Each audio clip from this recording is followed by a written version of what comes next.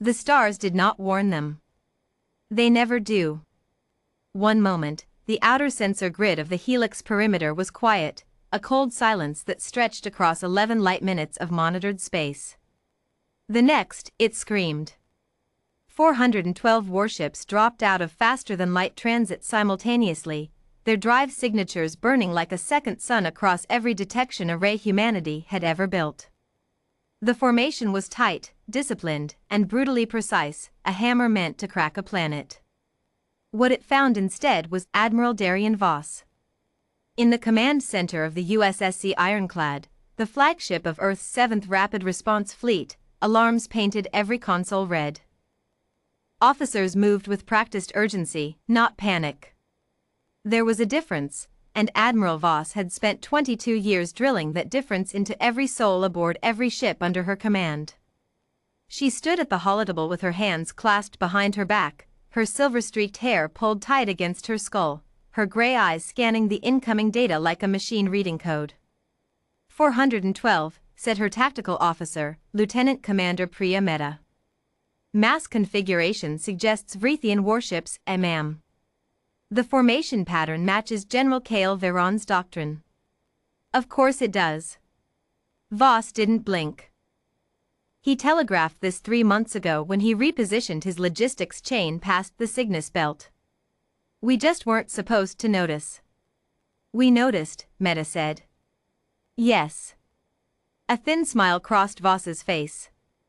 We did. On the bridge of the Eternal Dominion, flagship of the Vrithian Armada, General Kale Veron watched his screens with all 6 of his pale compound eyes gleaming in satisfaction. He was tall even by Vrithian standards, 7 feet of dense muscle wrapped in a carapace the color of dark obsidian. He had spent 40 years of his life fighting wars across 6 star systems. He had never lost a planetary assault. His name was spoken in the Vrithian hegemony with the kind of reverence that bordered on religion. He looked at the humans' tiny defensive perimeter, 43 ships by his count, scattered in a loose formation that looked almost unserious, and felt something close to pity. Humans, said his second-in-command, Subgeneral Orith, are known for their stubbornness. They will fight to the last. They will fight, Kale agreed. But numbers do not lie. We have 412 vessels to their 43. We have gravity lance batteries capable of cracking moons. We have. Admiral, said a voice on his bridge. A young sensor officer, his carapace still pale with youth. The human formation, it is changing. Kale turned. The 43 ships on his screen were no longer scattered. They were converging. What General Kale Veron did not know, what his intelligence division had failed to discover despite 3 years of surveillance, was that Admiral Darian Voss had not been building a fleet. She had been building a trap. The 43 ships visible to Vrithian sensors were not humanity's defense. They were its bait, every one of them retrofitted with active stealth bleed emitters designed to make each vessel read as 3 times its actual mass. 43 ships that looked like a thin line were actually a lure with teeth. The real fleet was elsewhere. Voss had spent 14 months positioning her forces across the 3-dimensional depth of the helix perimeter, not on a flat plane where sensors could sweep them cleanly, but layered through the system's asteroid field, folded behind the gravitational shadow of the gas giant Helix 4, tucked into the sensor-blind pockets that her engineers had mapped and catalogued with obsessive precision. 307 warships, silent and cold, running on minimal power with their drives dark and their hulls coated in the latest generation of thermal suppression plating. Waiting.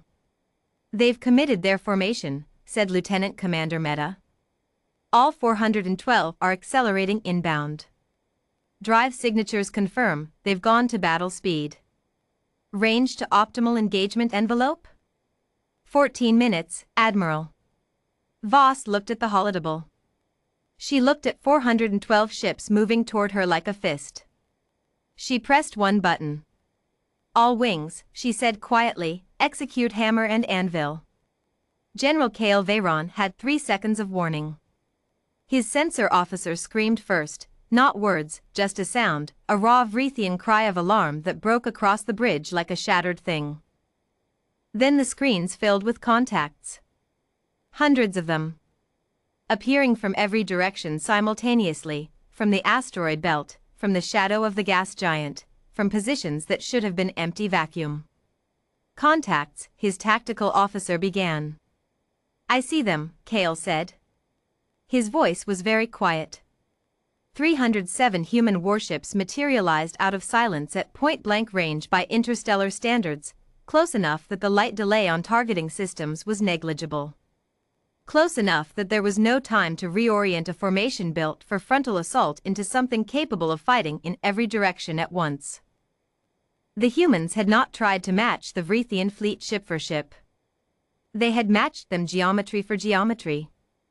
Every human vessel had a firing solution that had been pre-calculated, preloaded, pre-verified, months of work compressed into milliseconds of execution. They did not need to aim. They needed only to fire. The first salvo hit the Vrithian fleet from 6 directions simultaneously. 40 Vrithian warships ceased to exist in the opening 4 seconds. Rear squadrons are broken, Orith reported, his voice cracking. Left flank is, Admiral, the left flank is gone. Pull the center, Kale ordered. Form a defensive sphere. There is no time. Then make time. But Kale already knew, with the cold clarity of a warrior who had spent 40 years learning the shape of a lost battle, that there was no time. The human trap had not been designed to give them time. It had been designed specifically, surgically, to deny it. He watched his screens. He watched 412 ships become 300. Become 200. Become less. The humans weren't fighting with emotion. They weren't fighting with rage or vengeance or glory hunger. They were fighting like engineers solving a problem, methodically, efficiently, with a kind of terrifying patience that felt almost inhuman even by alien standards. It took 19 minutes. Not hours. Not days. Not the long grueling siege that Kale had expected even in defeat. 19 minutes from the moment the trap was sprung to the moment his communications officer informed him that they were receiving a transmission from the human flagship. Admiral Darian Voss appeared on the screen. She looked exactly the same as she had at the start of the battle. Same posture. Same expression, not triumph, not cruelty. Just the steady, composed attention of someone who had done the thing they prepared to do. General Veyron, she said. Your remaining vessels are surrounded. I am offering terms of surrender. Your crews will be treated according to the Charter of Sapient Rights. Your ships will be impounded pending review. You personally will be held for negotiation. Kale stared at her for a long moment. How long, he said finally. She tilted her head slightly. I'm sorry. How long did you plan this? Voss considered the question as if it deserved a genuine answer. The moment your logistics chain moved, she said. 3 months, 2 weeks, 4 days. Kale was silent for a moment. Then, slowly, he leaned forward. You planned the destruction of my entire fleet, he said, in 3 months. I planned a response, she said. Your fleet's destruction was a consequence of your choices, not mine. You struck first, General. We simply finished it. Another silence. You could have warned us off, Kale said. Shown us the trap. We might have retreated. Yes, Voss agreed. And in 6 months you would have come back better prepared, and more people would have died. On both sides. She paused. This way was faster. Kale looked at what remained of his armada on his own screens.